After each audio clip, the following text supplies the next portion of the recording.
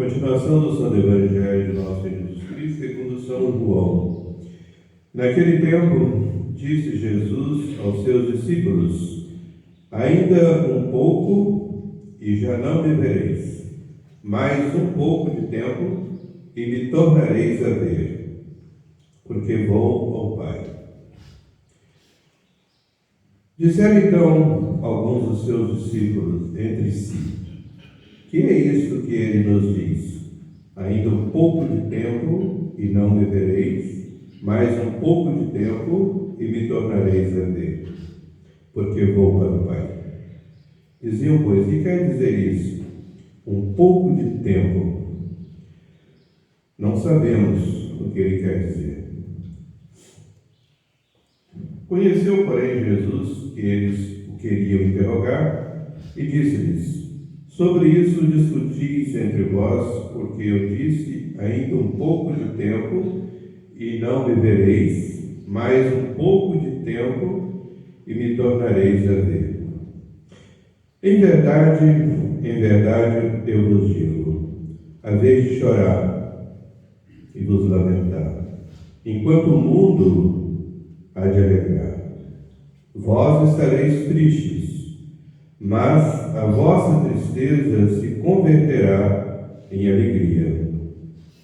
Uma mulher, quando dá à luz, tem tristeza, porque chegou a sua hora. Mas logo que a criança nasce, já não se lembra da aflição pela alegria por haver nascido ao mundo um homem. Assim vós outros, agora estáis tristes, mas outra vez os verei. Então alegrar-se-á o vosso coração, e ninguém vos há de tirar a vossa alegria.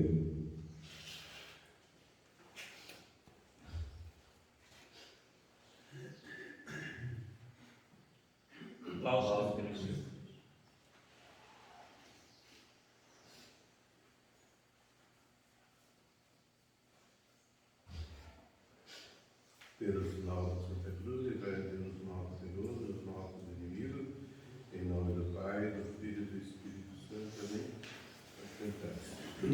Caríssimos irmãos, fiéis do nosso Senhor Jesus Cristo, primeiramente os avisos. Amanhã, 1 de maio, festa São José Operário, haverá missa aqui às 5 horas da tarde. Estamos também na semana de sexta-feira. Então, sexta-feira, a partir das 4 horas, confissões, depois a Santa Missa. Sábado, a partir das 4 horas, confissões, depois a Santa Missa.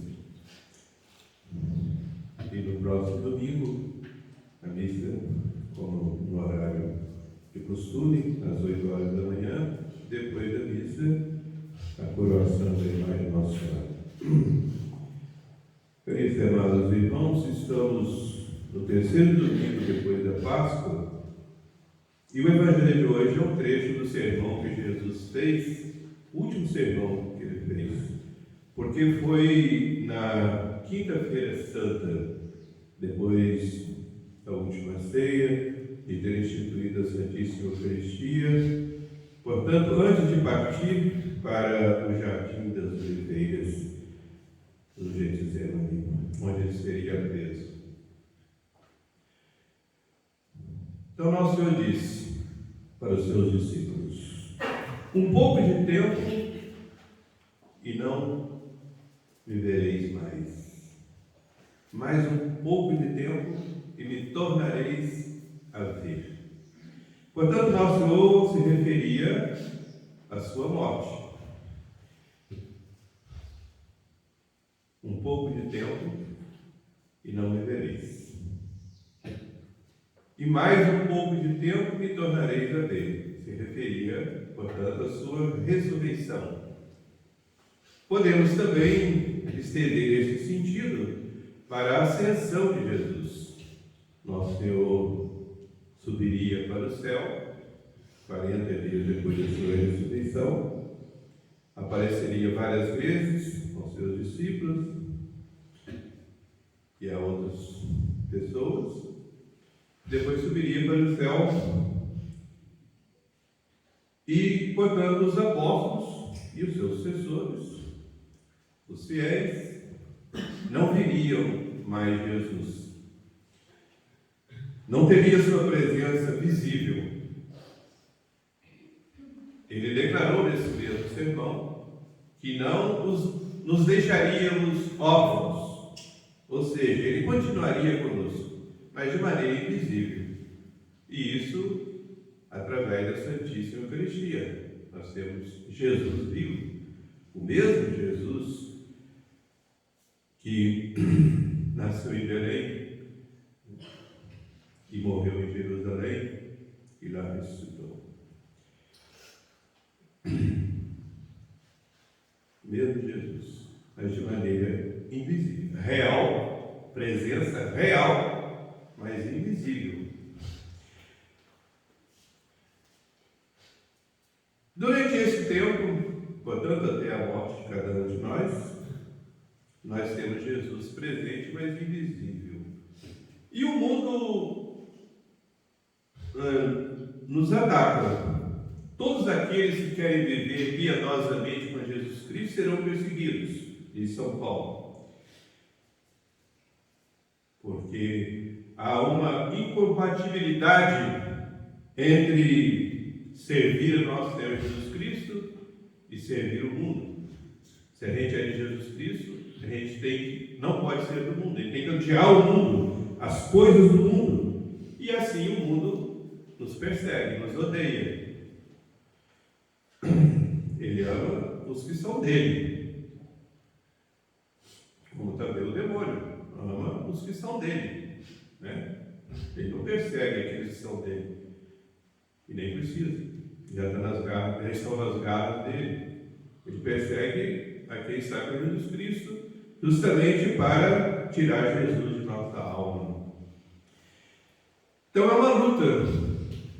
Nessa luta, nós somos não só atacados pelo demônio, mas pela nossa própria carne e pelo mundo, com as suas seduções, e também com as suas zombarias, e com as suas perseguições. Os maus, aqueles que são do mundo e não são de Jesus Cristo, nos perseguem. Então Jesus diz: vós estareis tristes, mas a vossa tristeza se converterá em alegria. Enquanto que a alegria do mundo, dos mundanos, é uma alegria enganadora e passageira, depois seguida de uma tristeza eterna, a condenação eterna. Enquanto que os bons, aqueles que são fiéis a nosso Senhor e que não seguem o mundo, serão considerados tristes, porque se renunciam a si mesmos, renunciam às alegrias vãs do mundo, e o mundo os considera como tristes, como doentes.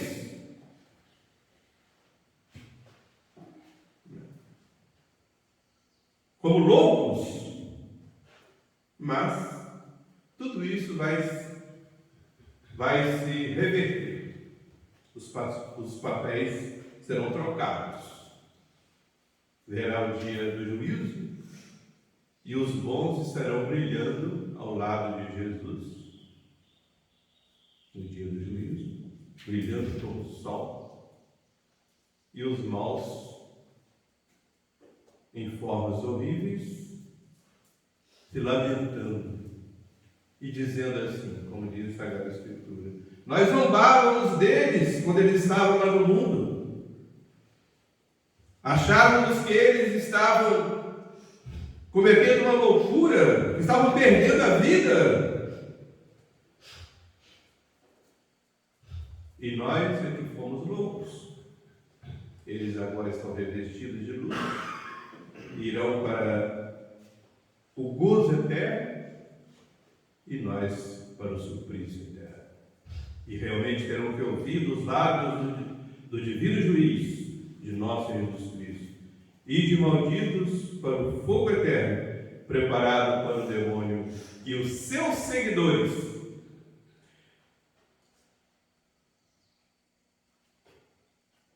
Então vale a pena, caríssimos e amados irmãos, renunciarmos a nós mesmos, renunciarmos às tentações do demônio, renunciarmos às vaidades e seduções do mundo, porque no dia do juízo, nosso Senhor nos dirá: vinde benditos de meu Pai, possuir o reino que vos foi preparado desde toda a eternidade. E aí a gente vai se alegrar pela tristeza que a gente teve neste mundo, pelas perseguições que a gente sofreu, porque essas mesmas tristezas e essas mesmas perseguições e provações e tentações nos darão alegria eterna no paraíso. Não vale a pena. Para terminar, vou contar-vos um fato histórico. Deu muito sério. São Gregório Magno, quando era novo, jovem, ele foi secretário do imperador de Constantinopla, lá no Oriente, Tibério II, que era muito católico.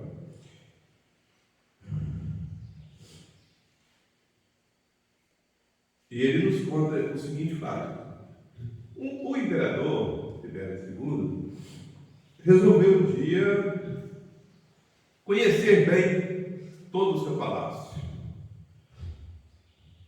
Palácio imenso, belíssimo. Então, tomou em suas mãos um facho de luz. Hoje seria uma lanterna, mas naquela época tudo era óleo, né?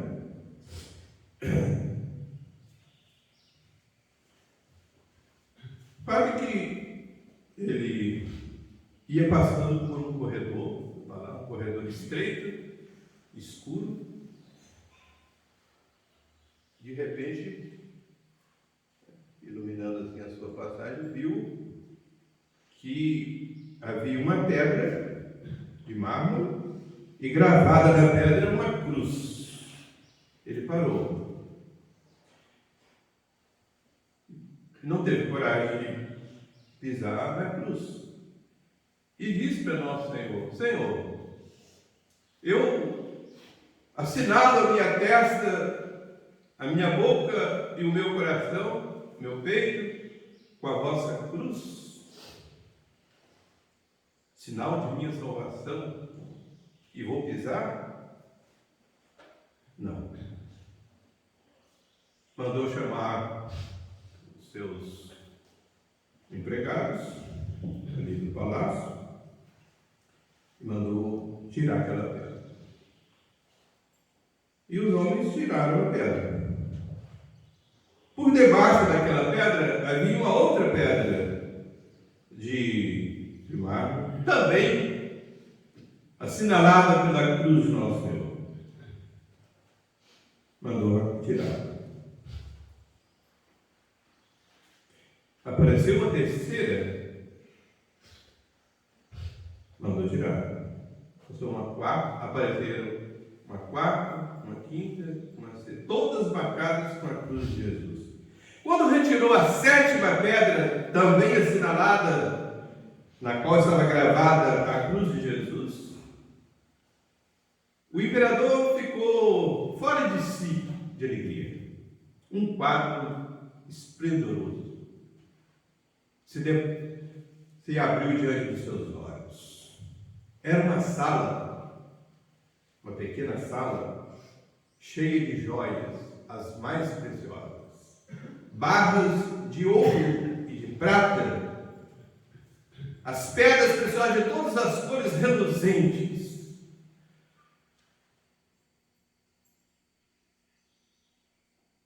Uma riqueza incomparável. Uma beleza deslumbrante.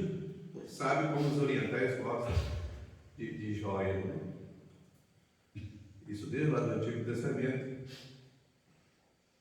Então, ele ficou deslumbrado. Caríssimo queridos e amados irmãos, aplicando esse fato histórico à nossa vida, que é como um corredor estreito e escuro,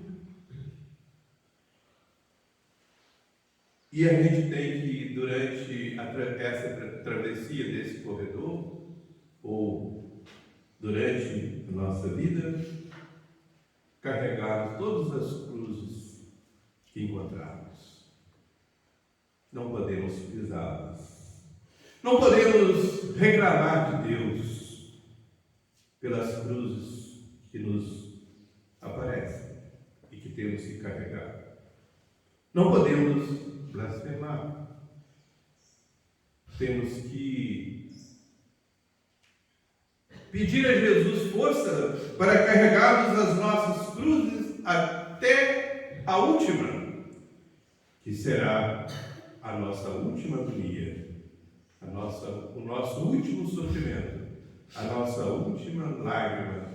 Mas, fechados os olhos para este vale de lágrimas, os olhos do corpo, abriremos os olhos da alma para contemplarmos não um salão de belezas, de riquezas, de ouro e de prata e de pedras preciosas, mas para contemplarmos por toda a eternidade a própria beleza, o próprio bem, o bem supremo, a Santíssima Trindade.